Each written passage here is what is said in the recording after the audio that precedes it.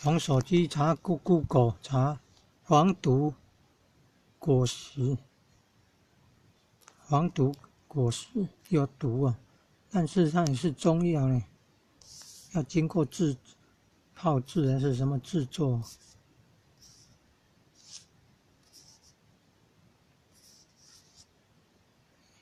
要有泡制过才能做药啊，有毒哦，这个叶子正确了。果实有毒呢，有悠久的药用历史，有人不知道呢。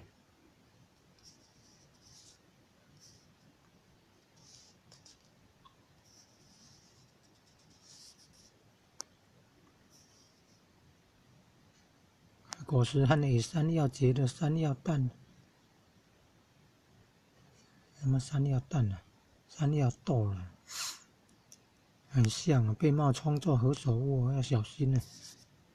你说买何首乌，人家用那个黄毒的果实来冒充何首乌，那个会伤到肝脏的嘞。黄毒山药，黄毒跟山药不一样的，磷离子，山药有磷离子，也是丸状的，但是像小指头，小指啊，手的小指那么大，真的很小。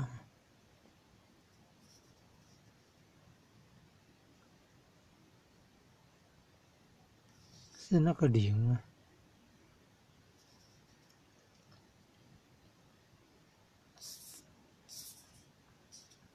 叫黄毒啦，叫做黄毒啦。西汉的黄药，那个丸状的东西叫黄药酯啊，有记啦，黄药酯。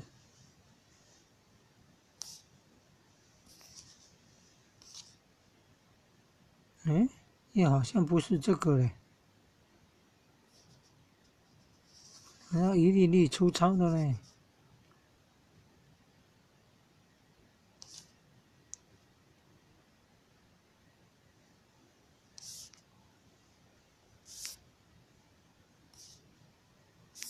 为什么照片不是我踩到的那个嘞？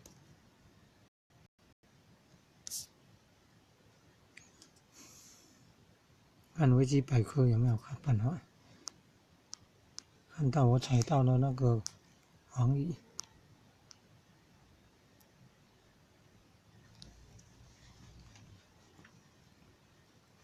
有很久很久以前呢，一位施先生送的。当时他，对了，就是这种了。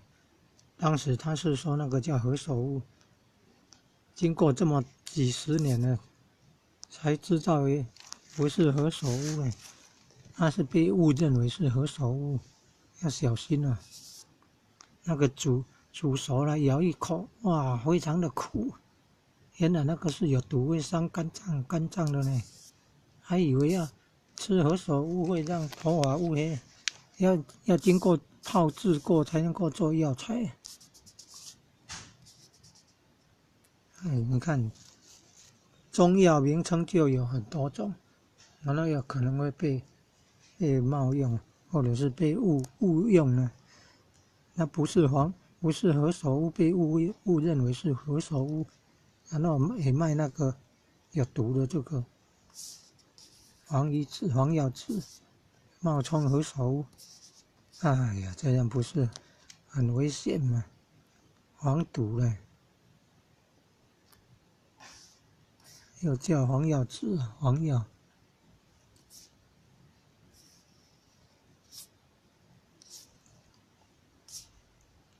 对呀，这丸状的东西就是这样，没有错。那重阳节过后，叶子都枯掉了。哎呀，重阳节之前就枯了嘛。中秋节过后，叶子就变枯黄了。这个丸状的东西叫黄药酯，可能也有的叫磷离子，但山药的也有一粒一粒的，也叫黄药子，也叫灵鱼子，那个是小本的山药，也是有像这样长了一粒一粒，很小，像小指头那样，小指、